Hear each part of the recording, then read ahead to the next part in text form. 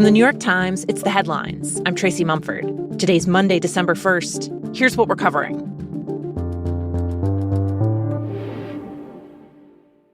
First, a few updates on stories from over the long weekend. President Trump is making a new and aggressive push to limit immigration to the U.S.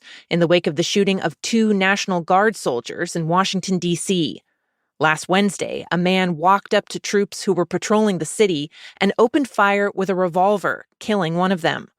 The suspect, who is from Afghanistan, came to the U.S. after the Taliban retook control of the country. He'd worked with CIA-backed forces and was one of thousands of Afghans who were vetted by officials and allowed to enter the U.S. under a special visa program. He received asylum in April. Now, the administration says it stopped issuing visas to people from Afghanistan and paused all asylum decisions for people from any country. It also says it's going to scrutinize some people who are already in the country legally on green cards. My colleague Hamed Ali Aziz, who covers immigration policy, says that's a notable escalation. What's really remarkable here is this idea that, yes, we're going to pause a bunch of people from entering the United States, but we're also going to go back and we're going to review people who've already obtained a form of status in the United States. We're going to go back and look at those records as well. So it's not only prospective, but it's retrospective as well. For more on the administration's new immigration restrictions, listen to today's episode of The Daily.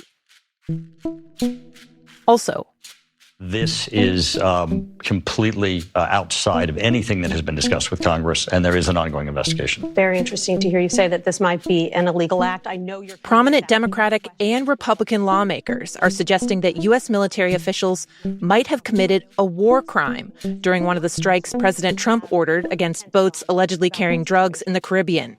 If that reporting is true, it's a clear violation of the DOD's own laws of war, as well as international laws about the way you treat people. In interviews this weekend, the lawmakers said they were alarmed by a Washington Post report about what happened during one of those strikes in early September. According to that report, an initial attack left 2 survivors clinging to the wreckage in the water.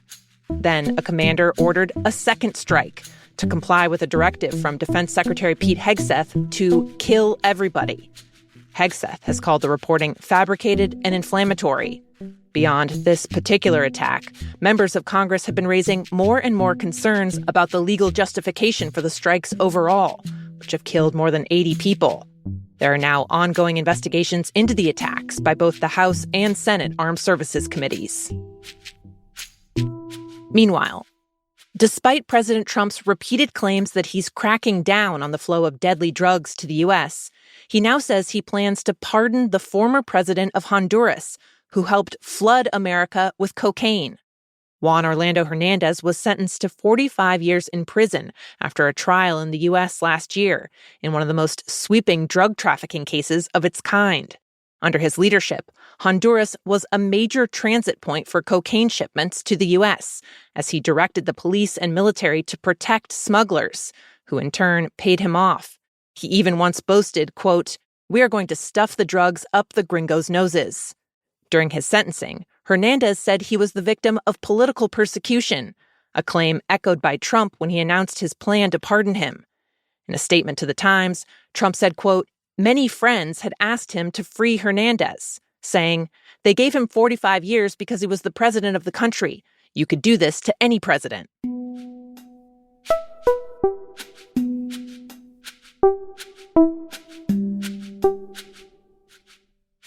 In Hong Kong, The Times has learned that residents of a high-rise tower complex had been warning officials about potential fire safety violations for more than a year before a deadly blaze broke out there last week. At least 128 people were killed when 7 of the 8 massive towers caught fire on Wednesday, trapping people on high floors as firefighters struggled to contain the inferno. The buildings were in the process of being renovated and were wrapped in netting, foam panels, and bamboo scaffolding. Residents had raised concerns about the flammability of some of those materials, but had been told the construction project met fire safety requirements.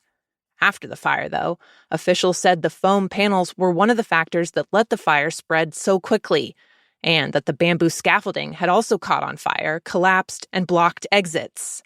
Bamboo scaffolding has come under increased scrutiny in recent years in Hong Kong, one of the last places in China where the intricate, ancient technique is still in widespread use.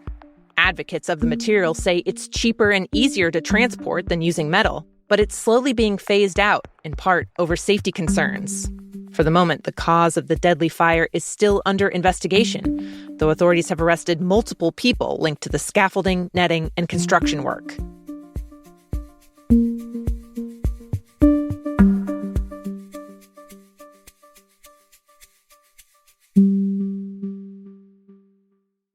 The question of how old kids should be before they get a smartphone is a heated debate, and a new study out today strengthens the case for holding out.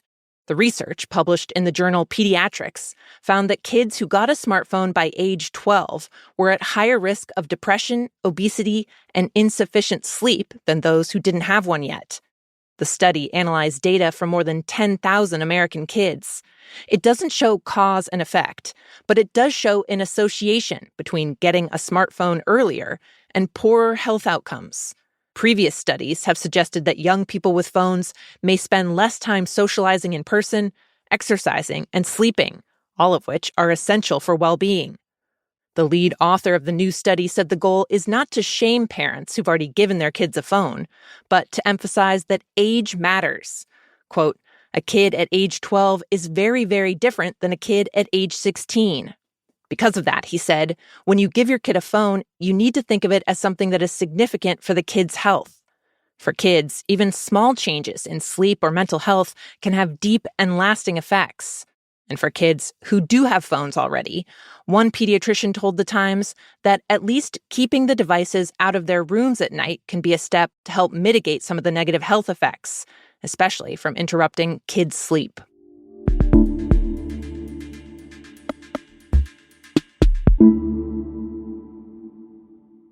And finally, in the heart of Walnut, California, you're going to find where people are calling the Asian version of Chick-fil-A. There's been a wave of new restaurants and beverage shops from Chinese chains opening across the U.S. This coffee chain that you've probably never heard of is actually one of the most popular coffee shops in the entire world. There are coffee shops in New York, fried chicken sandwich spots in California, and tea shops all over the place. The coconut mango boom, the crisp grape bloom, and the triple supreme matcha latte. The aggressive expansion in the U.S. comes as Chinese companies face an oversaturated market at home. By one estimate, there are 3 times as many food and beverage places per capita in China as in the U.S. To survive, chains there are undercutting each other in a race to the bottom, and half of the new restaurants that open in China close within a year. In the U.S., they're hoping they can tap into a more stable market and build excitement around what they're bringing. Lines have stretched out the door at Hey Tea in Times Square, where people can get the brand's signature fruit tea topped with cheese foam. The brands have also been tweaking their menus to cater to American tastes. Wallace, the fried chicken chain, for example, made its food saltier for the U.S. palate.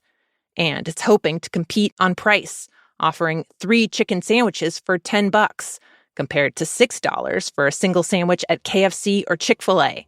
The president of Wallace's U.S. arm told The Times he liked his company's chances, saying, quote, "American fast food is getting too expensive."